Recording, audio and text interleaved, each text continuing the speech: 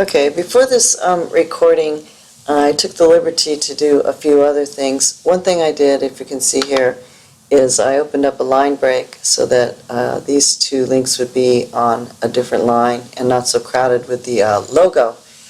I also made the logo a little bit bigger. It's now 200 width instead of 100. Actually, I made it twice as big. I added here to the Batmobile, I added another anchor, as you can see here.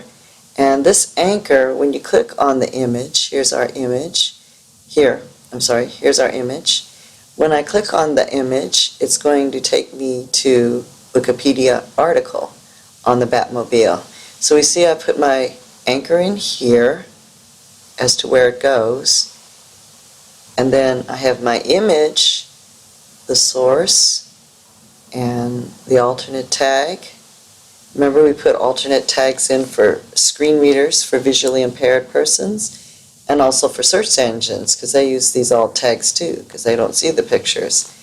And then we have its width and a title, which of course is the tooltip when I mouse over it when I'm actually on the page. And then I have my closing anchor tag. So when I save that and reload the browser here, okay, there's my tooltip. And then when I actually click on it, it should go to the Wikipedia article, which it does. Now you might have noticed something here, and this really isn't a good thing. My Code Avengers actually disappeared when the Wikipedia article came up. So the only way we can get back to our original site, the site we're actually making, is to hit the back button here. Okay? And that's probably not a very good idea. Most of the time we would like something when we click a link to open up either in a new window altogether, so our original window's still there, or actually a new tab, like in this browser here. And there's a way to do that, and we're going to show you how to do that with this. So it's another attribute. So I look to see, okay, here's my last attribute on the Batmobile. What I'm going to do is I'm going to add what's called a target. And basically what this is going to do is tell the browser when it opens a link where to go. And if I put this underscore blank in here, it tells it to open up a new blank tab or window. Okay? So I've done that now, and then I'm going to save it. And let's see what happens when I open it this time. Reload our page. Okay, so it shouldn't open it in the same place. Okay, there you go. So we have our original one here, and then we have our new page here, so we can go back to our original tab. Anyway, so on your own, I'd like you to put that target, that attribute, in the other two pictures we have on this page, our superhero, and I don't think our superhero actually goes somewhere, does it? But our logo does. Our logo does, it is linked to a hypertext reference right here. As you can see, it goes to the CodeAvengers.com website. So I'd like you to actually put a target in this one too, so that you can open it in the Code Avengers website in a new blank page. Now I said that I would actually try to tell you about the difference between, well, why do we use a link up here and why do we use an anchor here? They kind of look like the same thing because they both have this hypertext reference. And then why do we use source here with images? Why can't we just use like the href everywhere? And the answer to that is it's not so much your coding as it's what the browser is actually doing when it's loading your page. What the browser does is that when it gets your code, this here, and it sees that it needs to open this page, first, very, very quickly, instantaneously, it builds a model of your page, of all the objects on your page, all the HTML objects like the title and the anchors, everything that's on here, the image. So it builds this model. It's called a document object model, or DOM, and when it's building this model, if it sees the link here, it knows, well, this is not really part of the page. This is just telling what kind of style rules, what kind of styles are actually going to go on all the objects in the page. So it knows when it's actually going through and building the model, it can just kind of skip over this link. And link tells it to do that. When it gets to an anchor, it puts the anchors in the model, but it doesn't worry about where the anchor actually goes to. So it quickly builds that anchor, and then once the page is built, then we worry about whether these links are broken or not. But the browser itself, when it's building the page, doesn't really worry about the anchors. However, when it gets to an image, the image is not really a picture like we see it. This SRC means it's source code. Images are actually coded. They're actually programs that need to be run by the browser. So when it's building this model, the browser, it actually has to stop here and get this code and execute it and actually run it.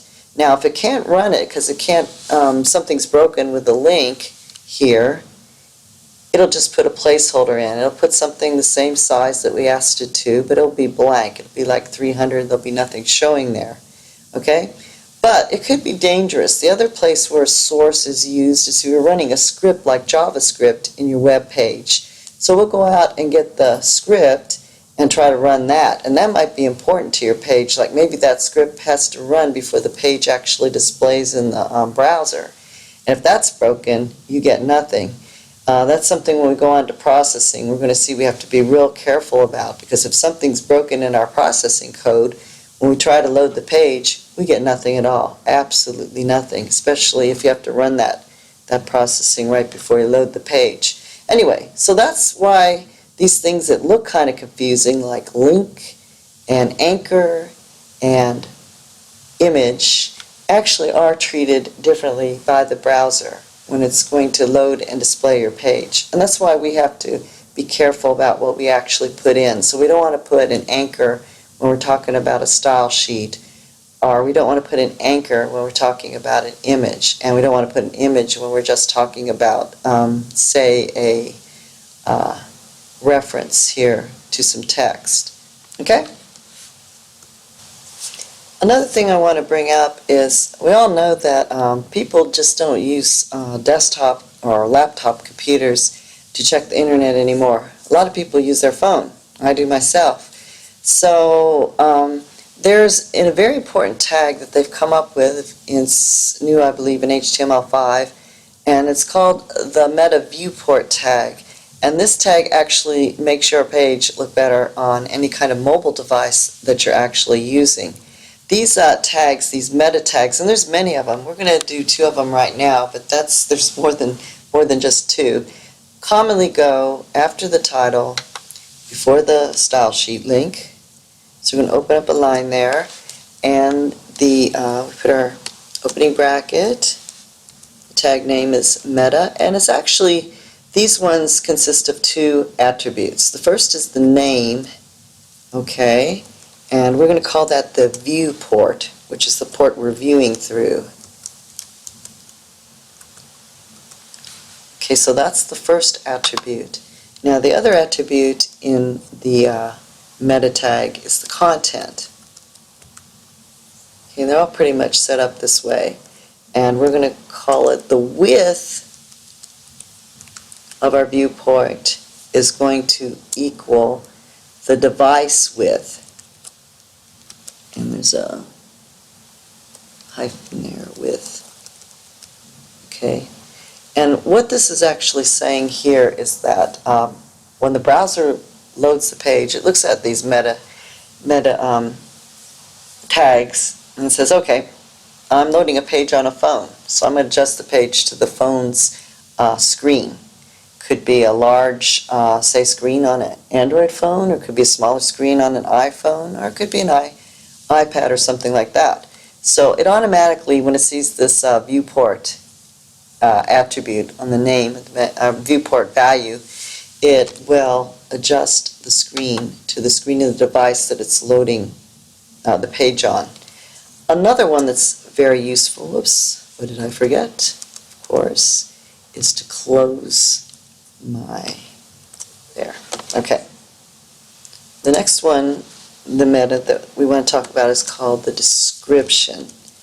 So we say meta, again, name equals, and this time it's going to be description.